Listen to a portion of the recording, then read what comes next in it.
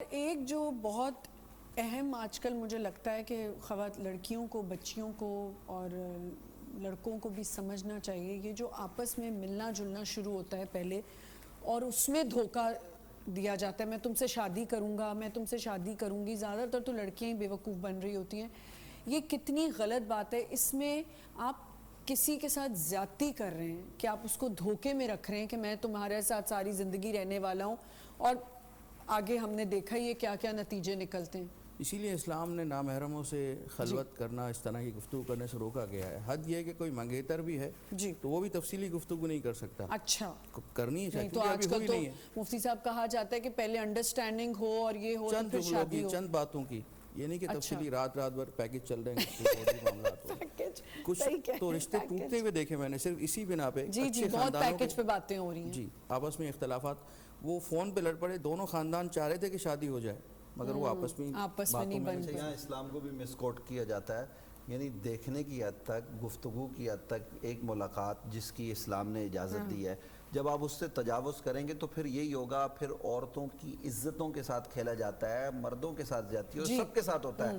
یہ معاشرے میں نہیں ہونا چاہیے، اس پر پابندی ہونی چاہیے.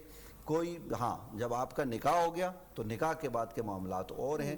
کیونکہ دیکھیے منگنی کوئی چیز نہیں ہے اسلام میں، اس کی کوئی حیثیت نہیں ہے جس پر ہم لاکھوں روپے خرچ کرتے ہیں. یہاں اس کو بھی آپ جو ہے نا وہ اس کی بھی مذمت کریں کہ حال بک ہوتے ہیں، تحفے تحائف آتے ہیں، پھر منگنی ٹوٹتی ہے، پھر لوگ کہتے ہیں جی یہ میں نے تحفہ دیا تھا، یہ دیا تھا، یہ بھی مجھے واپس کرو. بھائی یہ ڈرامے بازی کیوں ہے؟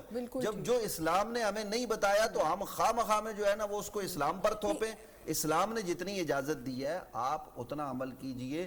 یہ جو آپ کی نفسانی خواہشات ہیں نا، ان کو آپ اسلام کا لبادہ مت اڑائیے. اور اسی میں اتنا دھوکہ ہوتا ہے، اتنی بڑی بڑی آپ دکھا رہے ہوتے ہیں کہ ہم نے اتنی ڈیکوریشنز کی ہیں، یہ کی ہیں، دھوکے. میں تو ایک فیملی کو جانتی ہوں، قرض لے کے ایک فیملی میں جانتی ہوں، وہ شادی پھر ختم ہی ہوئی نا.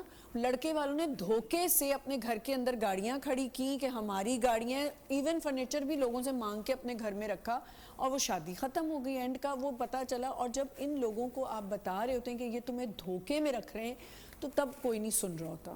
اچھا آپ دوسری مرتبہ آپ نے صرف لڑکے والوں کو نہیں لڑکی والے بھی کرتے ہیں. بالکل آپ صحیح کہہ رہے ہیں. میں نے کہا لڑکی والے بھی اکثر دھوکے سے کہتے ہیں کہ جی ہمارے گھر میں یہ چیزیں ہیں، ہماری بچی اتنا پڑھی ہوئی ہے، یہ ہے وہ ہے، لیکن وہ اینڈ میں دھوکہ نکلتا ہے. اچھا دھوکہ ایک چیز پہ اور دیا جا رہا ہوتا ہے، بڑا کام کرتی ہے، بڑے مزے کے کھانے بناتی ہے، بعد میں پتہ ہے سگر ہے، وہ نہیں ہوتی. سچ بولیں، دھوکے میں رکھنے کی کیا ضرورت ہے؟ بھائی نہیں کرتے، ہم نہیں کام کر سکتے، ہم سے نہیں ہوتا. جی آپا. دیکھیں سب سے پہلی بات تو یہ کہ جو سچ بات ہوتی ہے نا تو وہ بہت اچھی ہوتی ہے، اس لیے کہ جھوٹ کے پاؤں نہیں ہوتے، اور دھوکہ زیادہ دیر چلتا بھی نہیں، اور دھوکہ زیادہ دیر چلتا بھی نہیں ہے.